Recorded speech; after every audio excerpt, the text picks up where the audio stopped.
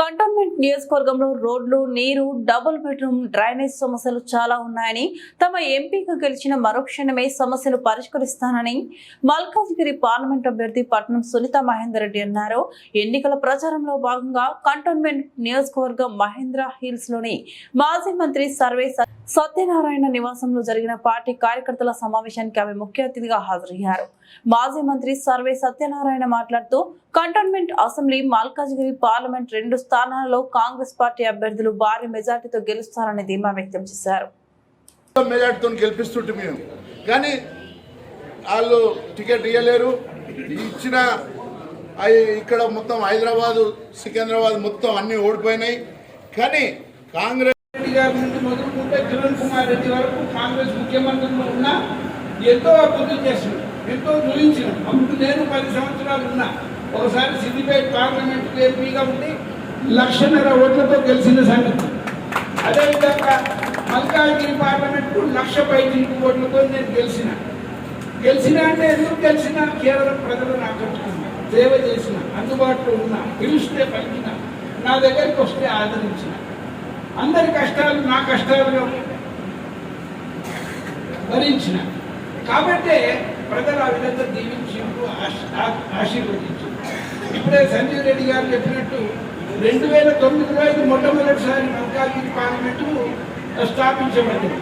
Delimitations తర్వాత కొత్తగా అయింది. దేశంలోనే అతిపెద్ద కాన్స్టిట్యుయెన్సీ 32.5 లక్షల కాన్స్టిట్యుయెన్సీ ఇప్పుడు దాదాపు 37 లక్షలు అయిపోయాయి. అయితే ఇంత పెద్ద కాన్స్టిట్యుయెన్సీకి మరి మన్మోహన్ సింగ్ లేడు, అమిత్ షా లేడు, లేకపోతే సోనియా గాంధీ గారు, రాహుల్ గాంధీ, ప్రియాంక గాంధీలకు కూడా ఇంత పెద్ద కాన్స్టిట్యుయెన్సీ లేదు దేశంలో.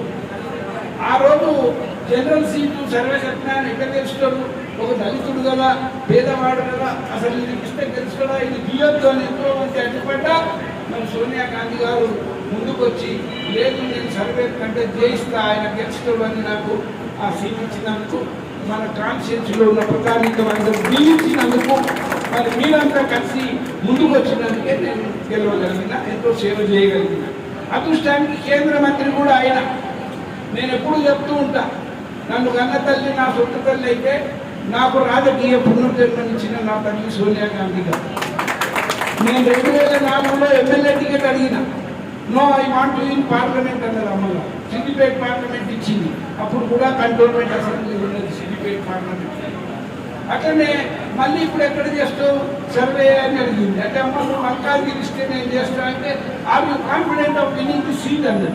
అంటే madam I come out successful with flying colours, I win the seat with a margin not less than 2 lakh votes అని చెప్తే గో హెడ్ అన్నది.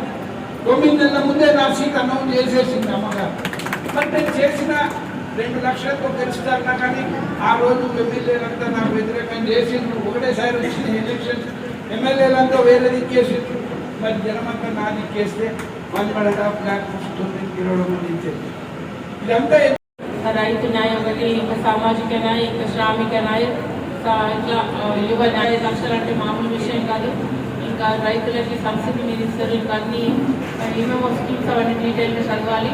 ఇంకా మహిళలకు కూడా 1 లక్ష, ప్రతి పేద అమ్మాయికి 1,00,000 రూపాయలు ఇస్తారు, పేద కుటుంబంలో ఒక అమ్మాయికి. ఇంకా చాలా వరకు మహిళలకి కేంద్ర ప్రభుత్వం నుంచి సగం ఉద్యోగాలు మహిళలకి 50% ఇస్తున్నారు. ఇంకా యువకులకు కూడా చాలా ఉద్యోగాలు వస్తున్నాయి. ఇంకా చాలా వరకు లోన్స్, సామాజిక నియమంలో భాగంగా ఇండస్ట్రీస్ అన్నీ ఎన్నో అభివృద్ధి చేస్తున్నారు. కాబట్టి ఇప్పుడు చాలా వరకు మంచి ఉన్నాయి. కాల్చినాయి ఒకటి ఈ ఎలక్షన్ కోడ్ తర్వాత ఇవన్నీ అమలు చేస్తారు. ప్రజల్లోకి తీసుకెళ్లాల్సిన అవసరం ఉంది. ప్రతి ఒక్కరు ఏంటంటే మన కార్యకర్తలని, నాయకులను కోరేందంటే దయచేసి క్యాంపెయినింగ్ చాలా ఇంపార్టెంట్. ఈ స్కీమ్లు తెలియజేయాలి. ముఖ్యంగా పోల్ మేనేజ్మెంట్ చాలా ఇంపార్టెంట్. బూత్ కమిటీ వాళ్ళు చాలా స్ట్రాంగ్ ఉండాలి.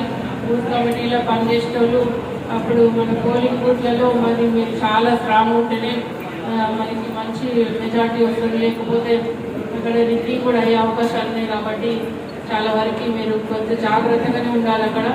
లేకపోతే మనం ఇంత చేసి కూడా వేస్ట్. కానీ చాలా స్ట్రాంగ్ ఉన్న లీడర్, స్ట్రాంగ్ ఉన్న క్యాండిడేట్లనే పెట్టాలి పోలింగ్ బూత్లలో. కాబట్టి దయచేసి ఎవరైనా సరే గమనించాల్సిన అవసరం ఉంది. మీరైతే నన్ను పెట్టలే అని గ్రూప్ డిస్కషన్స్ చేసి గ్రూప్లో విడిపోకుండా ఉండాలని నేను కోరుతున్నా.